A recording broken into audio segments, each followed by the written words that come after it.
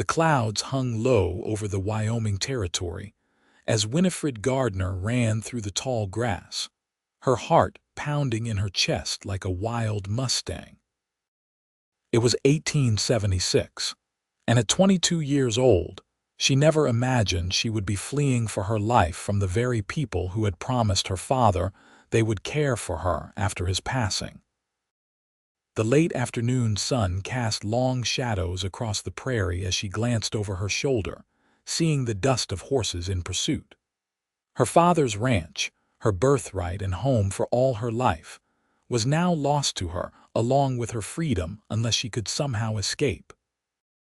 Winifred's legs burned as she pushed through the exhaustion, her simple calico dress torn from her desperate flight through brambles and brush. 3 days ago, she had overheard her father's former business partners discussing her future after settling her father's debts. "The girl will fetch a good price from Henderson," one had said. "He's looking for a wife, and he don't much care how he gets one." The other had laughed cruelly. "Selling her off will solve all our problems." The horror of their words had sent her into hiding until she could attempt escape, but they had discovered her missing too soon. Now, with the sound of hoofbeats growing louder behind her, Winifred knew she couldn't outrun horses. Her only hope was to reach Goldfield, where perhaps someone might help her, though, who would believe her word against that of respected businessmen. As the riders closed in, Winifred stumbled, falling hard onto the rocky ground. Pain shot through her ankle as she struggled to rise, but it was too late. The 3 men circled her on horseback, their expressions a mixture of anger and cruel satisfaction. "There you are, Miss Gardner," said Silas Bentley, his weathered face twisted into a mockery of concern. "We've been mighty worried about you running off like that. Not safe for a young lady alone out here." "I'm not going back," Winifred declared, though her voice trembled. "I heard what you planned to do with me. My father trusted you." Bentley dismounted, his boots kicking up dust as he approached her. "Your father left debts, girl. Henderson has offered a fair price and you'll have a roof over your head. Most women would be grateful." "I am not cattle to be sold." She backed away, but her injured ankle gave way. "You don't have a choice." Bentley reached for her arm. The crack of a rifle shot split the air, causing Bentley and his companions to freeze.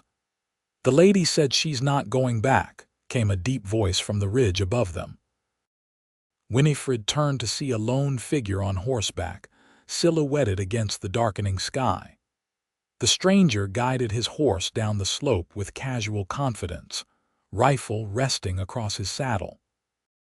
"This ain't your business, mister," called one of Bentley's men, though his hand hovered nervously near his holster. The rider came into clearer view, a tall man with broad shoulders and a face partially shadowed by his hat. His clothes were trail-worn but well-kept, marking him as someone who lived in the saddle. The way he handled his horse spoke of years of experience on the frontier. "When I see 3 men chasing down one woman, I make it my business," the stranger replied, his voice calm but carrying an undercurrent of steel. He stopped his horse between Winifred and her pursuers. "Name's Tucker Wade. I was passing through to Goldfield when I heard the commotion." "This woman belongs to," Bentley began. "She belongs only to herself," Tucker cut him off, his blue eyes hard as Wyoming flint. "And from what I heard, you're planning to sell her like livestock. That doesn't sit well with me." Winifred stared up at her unexpected defender, hope and wariness battling within her. Strangers in these parts could be just as dangerous as those you knew. "Gardner's girl owes us," Bentley persisted.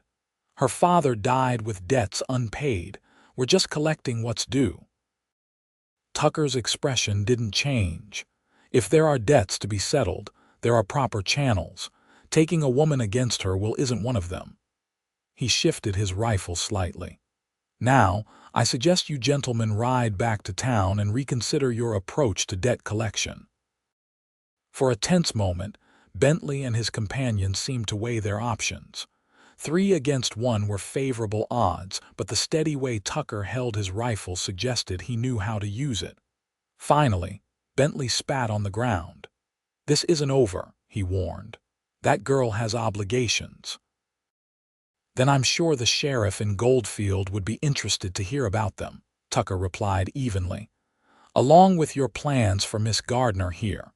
With muttered curses, Bentley mounted his horse. "You've made an enemy today, Wade."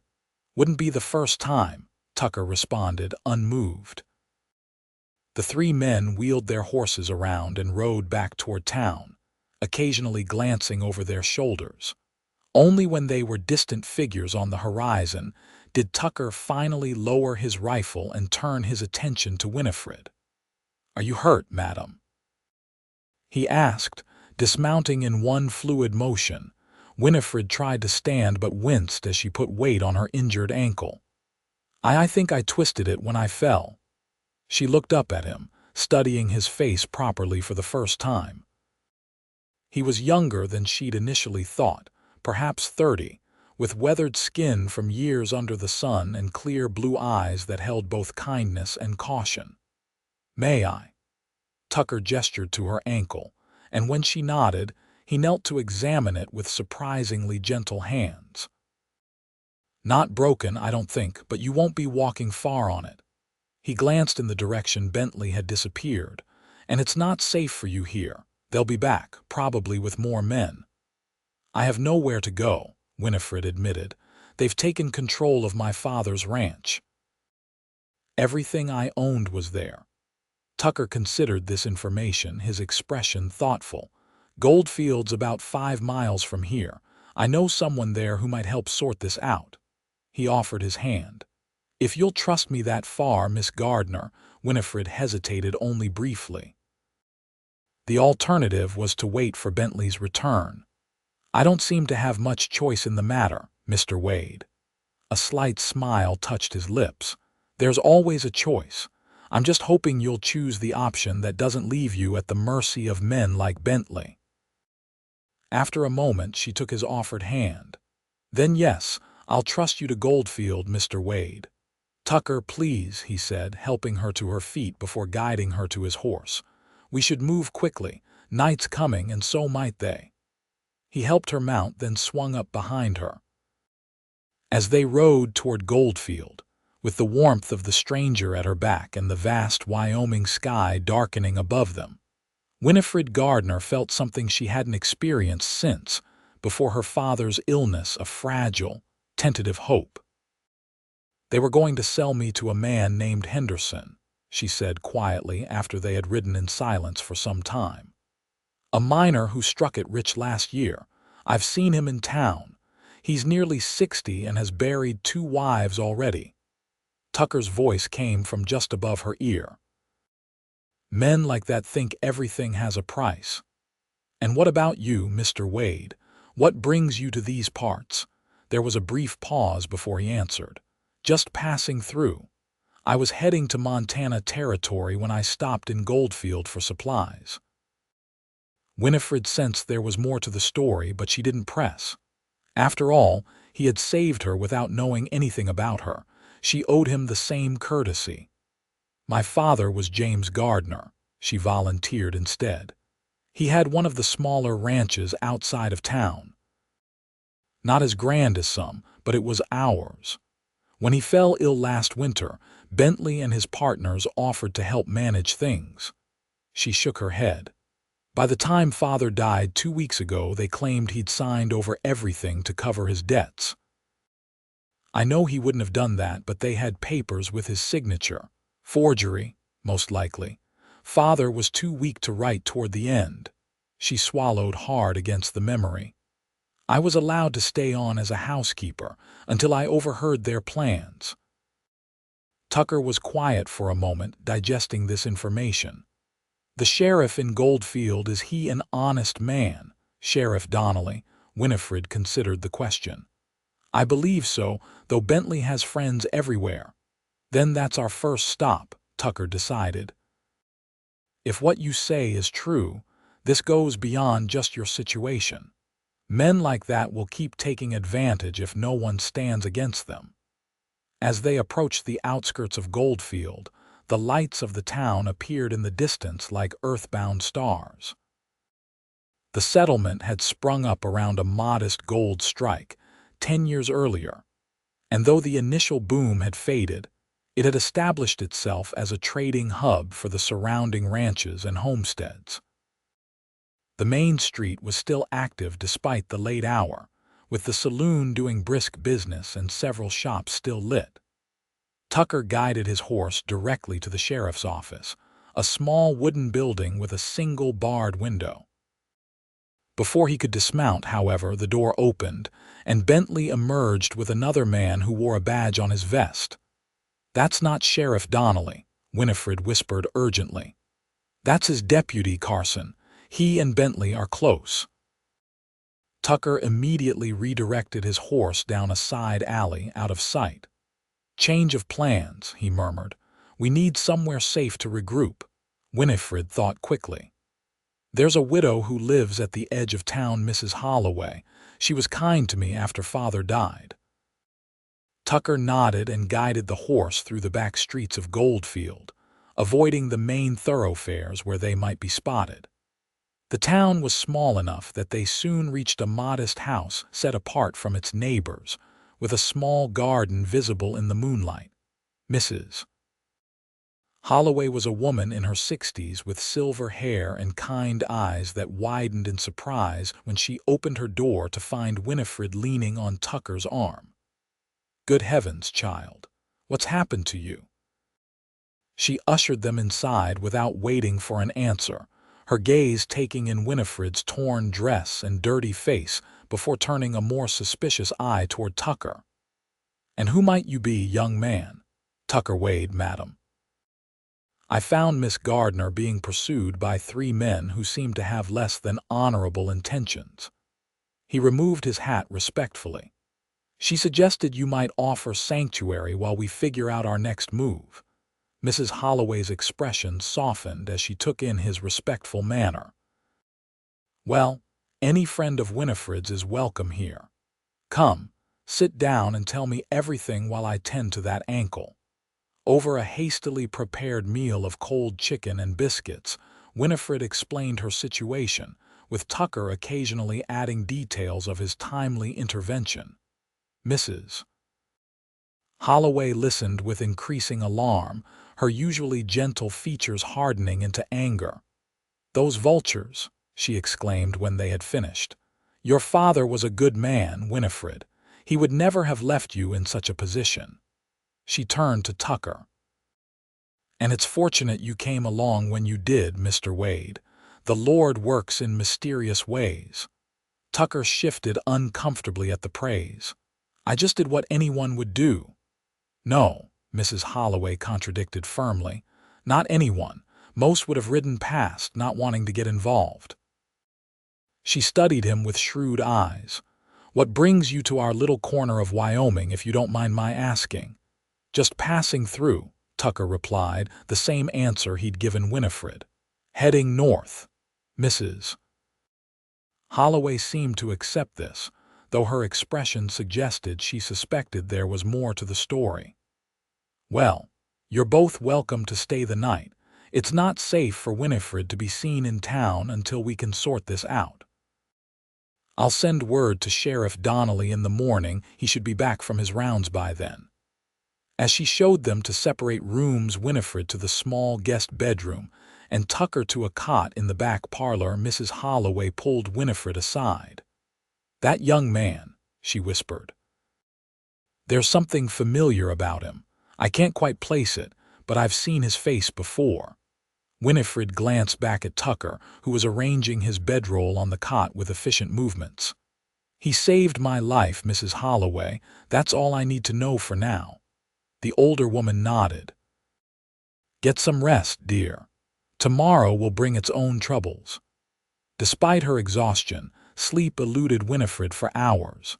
Each time she closed her eyes, she saw Bentley's face twisted in anger, or felt the terror of being chased across the open prairie.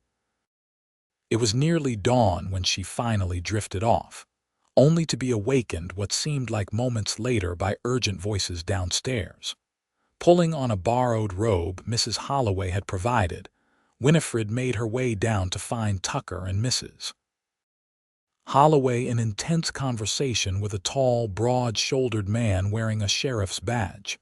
"Miss Gardner," Sheriff Donnelly greeted her, his weathered face grave. "I'm sorry about your father. He was a good man." "Thank you, Sheriff," Winifred replied cautiously, unsure where his sympathies lay.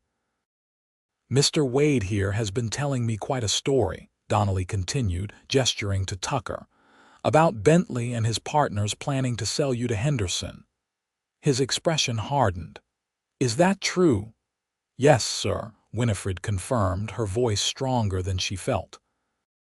"I overheard them discussing it 3 days ago. They said it would settle Father's debts." Donnelly shook his head in disgust. "I've had my suspicions about Bentley for some time, but nothing I could prove." He looked at Tucker. "And you say they chased her down like an animal?" "Saw it with my own eyes," Tucker confirmed. 3 men on horseback running down one woman. They didn't deny their intentions when confronted. The sheriff paced the small room, thinking, "This is serious business. If what you're saying is true, we're looking at potential fraud with those property transfers, not to mention attempting to sell a human being." He stopped and looked directly at Winifred. "But it's your word against theirs, Miss Gardner, and Bentley has influence in this town." "What about the deed to the ranch?" Mrs. Holloway interjected. "Surely there would be records if it changed hands legitimately." "There are," Donnelly confirmed, "and the transfer looks legal on paper, filed with Judge Wilson 2 months ago." He turned to Winifred. "Your father's signature is on it." "It can't be," Winifred protested. "Father could barely hold a pen in those final weeks, and he would never have signed away my inheritance." Tucker, who had been listening quietly, finally spoke. "Sheriff, you said you've had suspicions about Bentley before." "What kind?" Donnelly hesitated, then seemed to make a decision. 3 other small ranchers have lost their properties to Bentley and his partners in the past year, all during or just after an illness, all with documentation that looked proper but seemed convenient. "A pattern," Tucker observed. "Yes, but nothing I could take to a judge, especially not Judge Wilson, who seems to approve whatever Bentley puts in front of him." Donnelly's frustration was evident in his voice. "Then we need proof," Tucker stated simply. "Something that shows the signatures were forged, or that Bentley and his partners conspired to defraud Miss Gardner and the others." The sheriff nodded slowly. "That would do it. But Bentley's not careless. If such evidence exists, it would be well hidden." "His office," Winifred suggested. "At the back of the Mercantile. He's always writing in his ledgers. If there's evidence, it would be there." Donnelly shook his head. "I can't search his property without cause that would satisfy Judge Wilson, and if we tip our hand and come up empty—" "I could go," Tucker offered. "Tonight, after the store closes. I've had some experience with discreet entries." The sheriff raised an eyebrow, studying Tucker with new interest. "I don't suppose you'd care to elaborate on that experience?" A ghost of a smile touched Tucker's lips. "Let's just say I've spent time on both sides of the law, Sheriff. But in this case, my intentions are honorable." Mrs. Holloway, who had been listening to this exchange with growing concern, spoke up. "This is all very well, but what about Winifred's safety in the meantime? Bentley and his men will be looking for her." "She stays here," Donnelly decided. "I'll post my most trusted deputy nearby, not Carson," he added, seeing Winifred's alarmed expression. "Young Miller. He's new but reliable."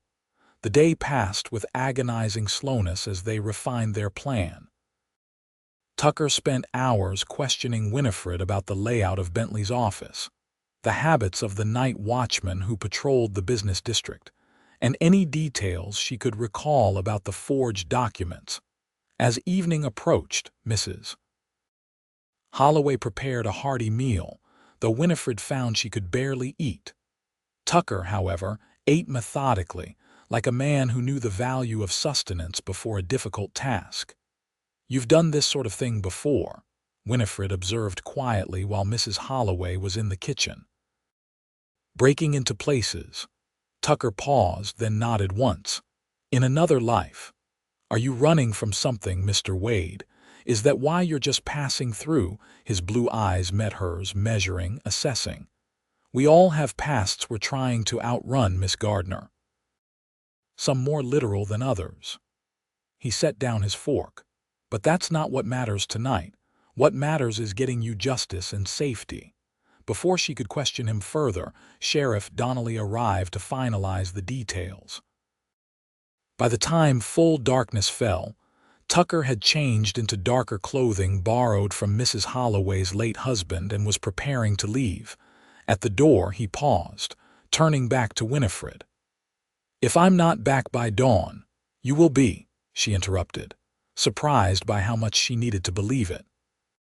Tucker studied her face for a long moment, then nodded. "Keep watch. If anything seems wrong, have the sheriff get you out of town immediately. Don't wait for me." The hours after his departure were the longest of Winifred's life. She sat by the window, peering occasionally through a gap in the curtains at the darkened street, jumping at every sound. Mrs. Holloway tried to distract her with conversation, but eventually dozed off in her rocking chair, leaving Winifred alone with her thoughts and fears. What if Tucker was caught? What if Bentley had men watching the mercantile? What if there was no evidence to be found? The questions circled endlessly in her mind as the clock on the mantel ticked away the minutes. It was well past midnight when she spotted a shadow moving quickly between houses across the street. Her heart leaped into her throat as she recognized Tucker's distinctive gait. She rushed to unlock the door, opening it just as he reached the porch. "Did you find anything?" she whispered urgently. Tucker's eyes were bright with triumph as he slipped inside. "More than we hoped for," he replied, producing a small leather-bound book from inside his shirt. "Bentley keeps a second set of books. Everything's in here: the forged deeds, payments to Judge Wilson for his cooperation, even the arrangement with Henderson." His expression darkened. "You weren't the first woman they planned to sell, Winifred, but with luck you'll be the last." Mrs. Holloway, awakened by their voices, hurried over. "Thank the Lord you're safe," she said, clutching her shawl around her shoulders. "Is that enough for the sheriff to act on?" "It should be," Tucker confirmed. "I need to get this to Donnelly right away." But as he turned to leave, a shot rang out, shattering the front window. Tucker reacted instantly, pushing both women to the floor and drawing his pistol in one fluid motion. "They must have followed me," he muttered. "Careless."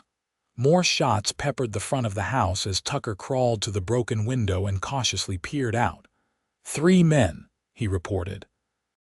"Bentley and 2 others. They're spreading out to surround the house." Mrs. Holloway clutched Winifred's hand. "The back door," she whispered. "Through the kitchen garden. There's a path that leads to the church." Tucker nodded. "Go, both of you, get to the sheriff." He handed the ledger to Winifred. "This is your proof, don't lose it." "What about you?" Winifred asked, fear gripping her heart. "I'll hold them off, give you time." His expression brooked no argument. "Go now, quickly." Mrs. Holloway tugged at Winifred's arm, but she hesitated. "Tucker, I'll be right behind you," he promised, though something in his eyes made her doubt it. "Now go." Reluctantly, Winifred allowed Mrs. Holloway to lead her through the kitchen to the back door. As they slipped out into the darkness, the sound of more gunshots echoed from the front of the house. Winifred paused, looking back, but Mrs. Holloway urged her forward. "He can take care of himself, child. We need to get that book to the sheriff." The path behind Mrs. Holloway's house was narrow and dark, winding between other properties before opening onto the churchyard. They had just reached the shelter of a large oak tree when a figure stepped out in front of them. Winifred stifled a scream as she recognized Deputy Carson, his pistol aimed directly at them. "Going somewhere, ladies," he drawled. "Mr. Bentley would like a word with you." His eyes fixed on the ledger Winifred clutched to her chest. "And I'll take that, if you please." "This belongs to the sheriff," Winifred replied, backing away slowly. "It contains proof of Bentley's crimes." Carson's laugh was without humor. "The sheriff won't be helping you tonight. Now hand it over before someone gets hurt." Mrs. Holloway stepped forward, her chin raised defiantly. "You should be ashamed, Carson. Your badge stands for something, even if you don't." The deputy's face hardened. "Last chance. The book, now." "I don't think so," came a new voice from the darkness. Sheriff Donnelly stepped into view, his own weapon trained on Carson's back. "Drop the gun, Carson. You're done." For a tense moment, it seemed the deputy might resist. Then, with a curse, he let his pistol fall to the ground. "The others?" Winifred asked desperately. "Tucker, my men are handling it," Donnelly assured her, though concern shadowed his features. "Let's get you somewhere safe, and then I'll check on Wade." They barely made it to the sheriff's office when the door burst open behind them. Tucker staggered in, supported by a young deputy Winifred recognized as Miller. Blood stained the left side of Tucker's shirt, but he was upright and alert. "Tucker." Winifred rushed to him, helping Miller guide him to a chair. "You're hurt." "Just a graze," Tucker insisted, though his pallor suggested otherwise. "Bentley, in custody," Donnelly confirmed, taking the ledger from Winifred. "Along with his partners, thanks to this." He flipped through the book, his expression growing grimmer with each page. "This is worse than I thought. They've been systematically targeting vulnerable ranchers for years." While the sheriff continued his examination of the evidence, Winifred turned her attention to Tucker's wound. "Mrs. Holloway brought water and clean cloths, and together they cleaned and bandaged the bullet graze along his ribs. It was indeed less serious than it had first appeared, though Tucker winced as Winifred applied pressure to stop the bleeding. "Why did you do it?" she asked quietly, so only he could hear. "Put yourself at risk for a stranger." Tucker's blue eyes met hers, something vulnerable flickering in their depths. "Because there was a time when no one stood up for me," he replied simply. "And because what they were doing was wrong." Before Winifred could respond, the office door opened again, and a distinguished-looking older man entered, followed by two armed deputies. The newcomer wore an expensive suit that seemed out of place in the frontier town, and his bearing suggested authority. "Judge Harmon," Sheriff Donnelly greeted him with evident relief. "Thank you for coming so quickly. When your message mentioned judicial corruption, I felt it warranted immediate attention," the judge replied, his keen eyes taking in the scene. "Is this the evidence you mentioned?" Donnelly handed over Bentley's ledger, and the judge began examining it immediately, his expression growing increasingly troubled. "This is damning, Sheriff. Absolutely damning. Judge Wilson will face serious charges." He looked up, his gaze finding Winifred. "And you must be Miss Gardner. I understand you've been through quite an ordeal." "Yes, sir," Winifred replied, suddenly aware of her disheveled appearance and borrowed clothes. The judge nodded sympathetically before turning to Tucker. "And you, sir? Your role in this?" Tucker straightened despite his injury. "Just a traveler who happened to be in the right place at the right time, Your Honor."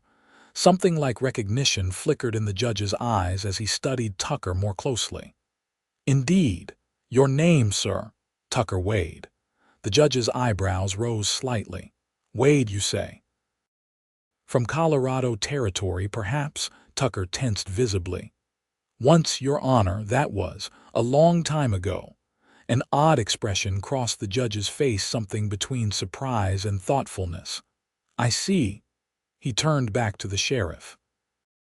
I'll issue warrants for formal arrests immediately, and we'll arrange for special prosecutors from Cheyenne. This case will receive my personal attention." Dawn was breaking by the time all the formalities were completed. Judge Harmon had departed to make arrangements for the prisoner's transfer to the territorial capital, while Sheriff Donnelly was busy taking statements from witnesses. Mrs. Holloway had gone home to assess the damage to her house, leaving Winifred and Tucker alone in the sheriff's office. "What happens now?" Winifred asked, exhaustion evident in her voice. "For you, I mean." Tucker shifted in his chair, wincing slightly at the movement. "I should continue north. I've delayed long enough." Winifred felt a surprising pang of disappointment. "You're still running, then?" "It's what I do," he replied, though there was little conviction in his voice. "What did Judge Harmon recognize about you?" she pressed gently. "He knew you from somewhere." Tucker was silent for so long that Winifred thought he might not answer. Finally, he sighed. "My father was a rancher in Colorado. Thomas Wade. He was murdered 10 years ago by a business rival, a man who wanted our water rights. The rival had friends in high places, including the local judge." His jaw tightened at the memory. "I tried to prove what happened through legal channels, but everywhere I turned, doors closed in my face." "So you took justice into your own hands," Winifred guessed. Tucker's eyes met hers, neither confirming nor denying. "The man responsible died in a gunfight. Some called it self-defense, others called it murder. I've been moving ever since, staying ahead of those who might still want retribution." He looked away. "Judge Harmon was one of the few honest officials who tried to help me back then. I didn't think he'd remember my face." Winifred absorbed this information, seeing Tucker in a new light. Not just a drifter, but a man shaped by his own experience with injustice. It explained his immediate response to her situation, his willingness to risk himself for her cause. "Thank you," she said simply, "for telling me." "And for everything else." Tucker nodded, a ghost of a smile touching his lips. "It seems we both know something about losing a father and facing those who would take advantage." The door opened as Sheriff Donnelly returned, his expression pleased despite his obvious fatigue. "Good news, Miss Gardner. Judge Harmon has reviewed the documents concerning your father's ranch. Given the evidence of fraud, he's issued a preliminary ruling restoring your ownership, pending the full trial." Relief washed over Winifred, so powerful that tears sprang to her eyes. "I can go home." "Yes, madam. Though I'd recommend caution for a few days until we're certain all of Bentley's associates have been rounded up." He turned to Tucker. "As for you, Mr. Wade, the judge asked me to deliver a message. He says the matter in Colorado has been reviewed in recent years. New evidence came to light after you left. The shooting was officially ruled self-defense last year." Tucker stared at the sheriff in disbelief. "Are you saying—" "You're not wanted for anything, according to Judge Harmon. You've been running from ghosts." Donnelly smiled slightly. "He suggested you might want to stop passing through and find somewhere to settle." The news seemed to leave Tucker speechless. For the first time since she'd met him, Winifred saw his carefully maintained composure crack, revealing a glimpse of the burden he'd carried for so long. "I don't know what to say," Tucker finally managed. "Thank you might be appropriate," Donnelly suggested with a chuckle. "Now both of you should get some rest. It's been a long night." As they stepped out of the sheriff's office into the early morning light, Winifred found herself reluctant to part from Tucker.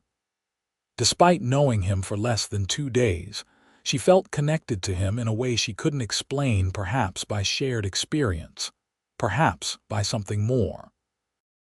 "Will you really leave?" she asked as they walked slowly down the quiet main street.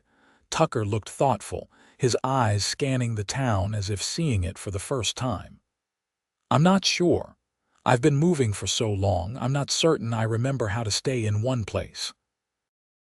They paused at the edge of town, where the road forked one way leading toward Mrs. Holloway's house, the other toward Winifred's ranch. "My father always said a person needs roots to grow," Winifred offered hesitantly. Perhaps it's time you found some of your own." Tucker studied her face, something warm kindling in his blue eyes. "Are you suggesting Goldfield has something worth staying for, Miss Gardner?" Winifred felt heat rise to her cheeks, but she held his gaze steadily. "I'm suggesting it might, Mr. Wade, if you're willing to find out." For the first time since she'd met him, Tucker's smile reached his eyes, transforming his features from handsome to breathtaking. "I think," he said slowly, "that might be the most appealing offer I've had in years." The sun rose fully over Goldfield, painting the buildings in golden light as they stood at the crossroads, the future suddenly wide open before them. In the weeks that followed, Winifred returned to her father's ranch, though not alone. Tucker accompanied her as a hired hand, helping to restore the property that had fallen into neglect during Bentley's brief ownership. The arrangement raised eyebrows among the townsfolk at first, but Sheriff Donnelly's open approval and Judge Harmon's continued interest in the case silenced most gossip. The work was hard but satisfying. Each repaired fence post and mended roof tile felt like reclaiming a piece of her father's legacy. Tucker proved himself not just capable but knowledgeable about ranching, offering suggestions that revealed his own upbringing on a Colorado ranch. "My father would have liked you," Winifred remarked one evening as they sat on the porch after a long day's work. "He valued competence above all else." Tucker smiled, more relaxed than she had ever seen him. "And what do you value, Winifred Gardner?" She considered the question seriously. "Honesty, courage, the willingness to stand up for what's right even when it's difficult." Her eyes met his. "The kind of qualities that might lead a man to intervene when he sees a woman being chased down like an animal." "I'm no hero," Tucker protested, though his expression warmed at her words. "Heroes rarely think they are," Winifred countered. "That's part of what makes them heroes." As summer turned to fall, their relationship evolved from cautious friendship to something deeper. Tucker gradually shared more of his his childhood on the Colorado ranch, his closeness to his father, the devastating loss and subsequent years of wandering. Winifred, in turn, told him of her mother's early death, her father's devoted parenting, and her own dreams for the ranch's future. News from Cheyenne arrived periodically. Bentley and his partners were facing multiple charges of fraud and conspiracy. Judge Wilson had been removed from the bench and was awaiting his own trial. Henderson, the would-be buyer, had left the territory hastily when the full extent of the scheme became public. Life settled into a new rhythm, punctuated by visits from Sheriff Donnelly, social calls from Mrs. Holloway, and the seasonal demands of the ranch. Tucker proved himself indispensable, not just for his labor but for his companionship. The easy understanding that had formed during their initial crisis deepened with each passing day. It was a crisp October afternoon when Tucker found Winifred at her father's grave, a simple marker on a hillside overlooking the ranch. She had brought fresh wildflowers, arranging them carefully against the stone. "I thought I might find you here," Tucker said softly, approaching with his hat in his hands. "Sheriff Donnelly brought news. The trial's over. Bentley and his partners have been sentenced to 10 years each." Winifred nodded, a sense of closure washing over her. "Father would be pleased to know justice was done." Tucker stood beside her in respectful silence for a moment before speaking again. "I've been thinking, Winifred." There was an unusual hesitancy in his voice that made her look up at him. "About roots, about staying." Her heart quickened. "And have you reached any conclusions?" "I have." Tucker took a deep breath. "I received a letter from Judge Harmon yesterday. He's confirmed that all outstanding matters in Colorado have been resolved. I'm free to go anywhere or stay anywhere without looking over my shoulder." "That's wonderful news," Winifred said sincerely, though a flicker of uncertainty passed through her. Would this freedom mean his departure? As if reading her thoughts, Tucker continued, "For 10 years, I've been a man without a home, moving whenever I started to form attachments, afraid of the past catching up to me." His blue eyes held hers intently. "But these past months, I've remembered what it means to belong somewhere. To care for the land, to care for someone." Winifred's breath caught as Tucker reached for her hand, his touch warm and reassuring. "What I'm trying to say, Winifred Gardner, is that I'd like to put down those roots we talked about, here if you'll have me, not as your hired hand but as—" He faltered, then squared his shoulders and continued, "as a partner, in all ways." "Are you proposing Tucker Wade?" Winifred asked, her voice barely above a whisper. A smile spread across his face, transforming it with warmth. "I suppose I am, though perhaps not very elegantly." He squeezed her hand gently. "I love you, Winifred. I think I started falling for you the moment I saw you standing up to those men, refusing to be treated as property. Your courage, your determination, your kindness, they've shown me what I've been missing all these years."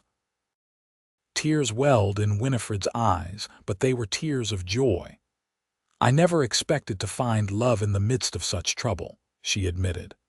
"But from that first day when you rode in and declared I belonged only to myself, something changed. You didn't just save my life, Tucker. You reminded me of my own worth." "Is that a yes?" he asked, hope evident in his voice. In answer, Winifred stepped closer, raising her free hand to his cheek. "Yes," she whispered. "Yes, I will marry you, Tucker Wade."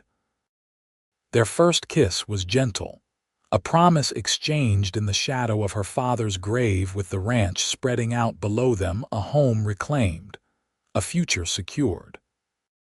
The wedding took place in Goldfield's small church just before Christmas, with snow dusting the ground and pine boughs decorating the simple interior.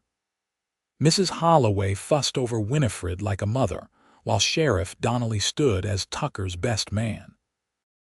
To their surprise, Judge Harmon made the journey from Cheyenne to perform the ceremony, bringing with him the final paperwork that officially cleared Tucker's name in Colorado. "It seems fitting," the judge remarked during the small reception afterward, "that a case which began with an attempt to sell a woman like Livestock should end with a union based on mutual respect and free choice." He raised his glass in toast. "To ownership of one's destiny, and to the courage to defend that right for others." As winter settled over the ranch, Winifred and Tucker established their new life together. The challenges were many: harsh weather, the constant demands of the cattle, occasional friction as they learned to blend their individual ways of doing things. But beneath it all ran a current of deep contentment, a sense of rightness that neither had expected to find. On a quiet evening in January, as they sat before the fire in the ranch house that now truly felt like home, Tucker suddenly chuckled to himself. "What is it?" Winifred asked, looking up from her mending. "I was just thinking about how different my life would be if I hadn't decided to take that particular route past Goldfield that day," he replied, his expression thoughtful. "All those years running, and the moment I stopped to help someone else was the moment my own troubles began to resolve." Winifred set aside her work and moved to sit beside him, leaning against his shoulder. "Perhaps that's how it often works. When we look beyond ourselves, we sometimes find what we've been searching for all along." Tucker's arm encircled her, drawing her closer. "You're getting philosophical in your old age, Mrs. Wade," he teased. "Hardly old," she protested with a laugh, "but perhaps wiser for all we've been through." Outside, the wind howled across the Wyoming plains, but inside was warmth and security, not just from the elements, but from the knowledge that they had found in each other both sanctuary and strength. The ranch that had nearly been lost now thrived under their joint care, and the future stretched before them, full of possibility. Spring arrived with its usual bustle of activity calving season, repairs postponed during the winter months, and planning for the year ahead. Tucker had introduced several innovations from his father's Colorado methods, and the ranch was showing signs of becoming more profitable than it had been in years. One particularly fine April morning, Winifred found Tucker in the barn, examining a new foal born during the night. The sight of his gentle handling of the wobbly-legged creature made her smile. "You have a way with them," she observed, stepping into the stall beside him. Tucker looked up, his face softening as it always did when he saw her. "My father said understanding animals was the first step to being a good rancher. The second was understanding the land. The third was understanding yourself." "And the fourth?" Winifred asked, curious. "Finding someone who understands you." He straightened, brushing straw from his clothes. "I think he would have approved of my choice in that regard." Winifred leaned against him, watching the foal nuzzle its mother. "I have news," she said after a comfortable silence. "Dr. Ellis confirmed it yesterday when I was in town. We're going to have a child of our own come autumn." Tucker went completely still for a moment, then turned to face her fully, his expression a mixture of wonder and joy. "A baby, you're certain?" "As certain as one can be about these things," she confirmed, her own happiness mirrored in his reaction. "Around October, he thinks." In a sudden movement, Tucker lifted her off her feet in a gentle embrace, spinning her once before setting her carefully back down. "Winifred Wade, you continue to amaze me." His hand moved tentatively to rest against her still flat stomach. "A child, our child." The gravity of it seemed to hit him all at once, and his expression grew more serious. "I want to be the kind of father mine was strong but kind, firm but fair." "You will be," Winifred assured him, covering his hand with her own. "You already have his best qualities." The news of their coming child spread quickly through Goldfield, bringing visits from well-wishers and an increased protectiveness from Tucker that Winifred found both touching and occasionally exasperating. Mrs. Holloway appointed herself unofficial godmother and began knitting baby clothes with cheerful determination. As Winifred's condition became more visible with the passing months, she found herself reflecting often on the events that had brought her and Tucker together.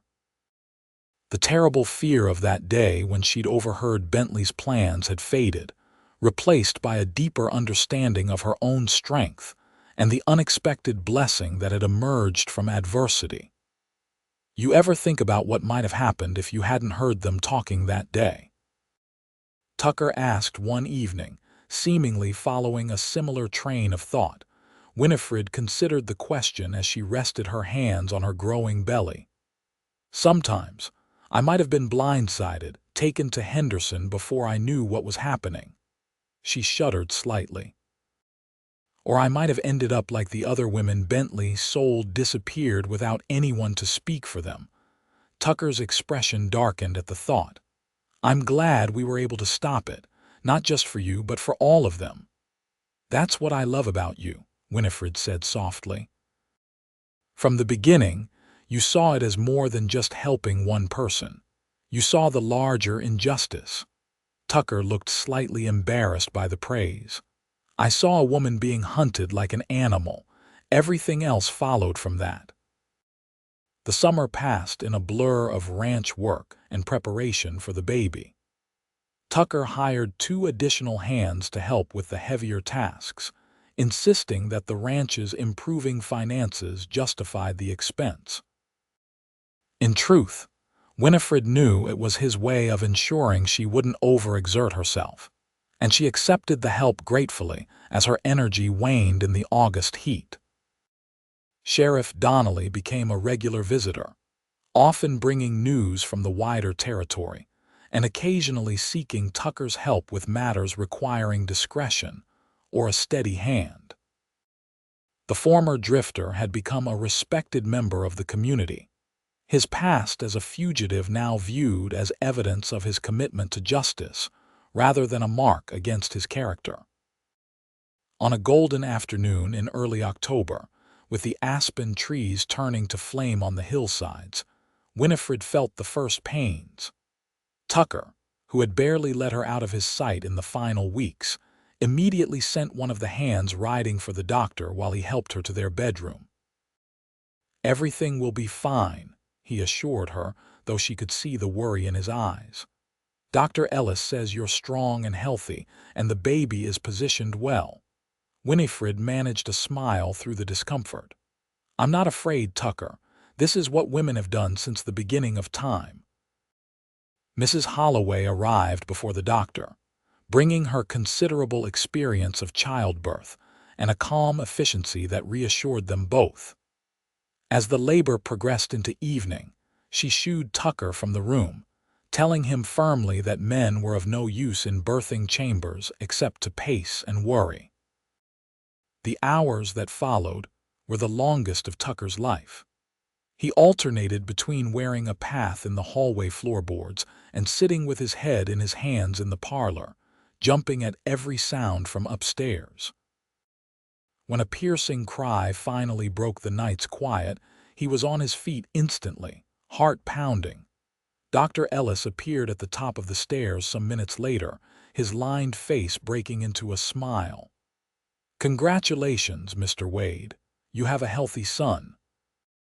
Tucker took the stairs 2 at a time, bursting into the bedroom where Winifred lay propped against pillows, a small bundle cradled in her arms. She looked exhausted but radiant, her eyes lifting to meet his with undisguised joy. "Come meet your son," she said softly. Moving as if in a dream, Tucker approached the bed and gazed down at the tiny face nestled against Winifred's breast. The baby had a shock of dark hair and skin still reddened from birth, his miniature features scrunched in sleep. "He's perfect," Tucker whispered, reaching out a tentative finger to touch the infant's hand. To his wonder, the tiny fingers reflexively curled around his. "Strong grip already." Winifred smiled. "I thought we might name him James, after my father, James Thomas Wade." Tucker looked up, emotion tightening his throat at the inclusion of his own father's name. "James Thomas," he repeated. "It's a fine name for a fine boy." Mrs. Holloway, who had been quietly tidying the room, nodded her approval. "A name with history. That's as it should be." The first weeks with young James were a blur of sleepless nights and adjustments, but Tucker embraced fatherhood with the same determination he brought to everything in his life. He proved surprisingly adept at calming the baby, often walking the floors with his son when Winifred needed rest. "You're a natural," she observed one morning, finding them on the porch, Tucker pointing out various ranch features to the wide-eyed infant. "I'm telling him about the land," Tucker explained. "His inheritance. How his grandfather built it and his mother saved it. And how his father protects it," Winifred added, joining them. "And all of us." Tucker smiled, shifting the baby to one arm so he could draw Winifred close with the other. "I was just thinking about the day we met, how different everything seemed then." "We've come a long way from that field outside Goldfield," Winifred agreed. "Though I knew even then that you were someone special, not many men would have interfered in what looked like a local matter. Not many women would have had the courage to run in the first place," Tucker countered. "Most would have accepted their fate, especially with no allies to turn to." Winifred shook her head. "I couldn't accept being treated like property, no matter who claimed the right. She belongs only to herself." Tucker quoted his own words from that day, then smiled. "Though I hope you don't mind sharing that self with us." "The best kind of belonging is by choice," Winifred replied, leaning her head against his shoulder as they gazed out over their land, their home, their future. "And I choose this. every day. As the seasons turned, and young James grew from infant to toddler to spirited boy, the Wade Ranch prospered. Tucker's innovations combined with Winifred's careful management made them one of the most successful operations in the region. They added acreage when neighboring properties came up for sale, and gradually expanded their herds. The events that had brought them together became something of a local legend, retold in Goldfield's saloon and around dinner tables throughout the territory. Some versions painted Tucker as a gunslinger with a mysterious past. Others emphasized Winifred's defiance of convention. The truth, as always, was both simpler and more complex than the stories suggested.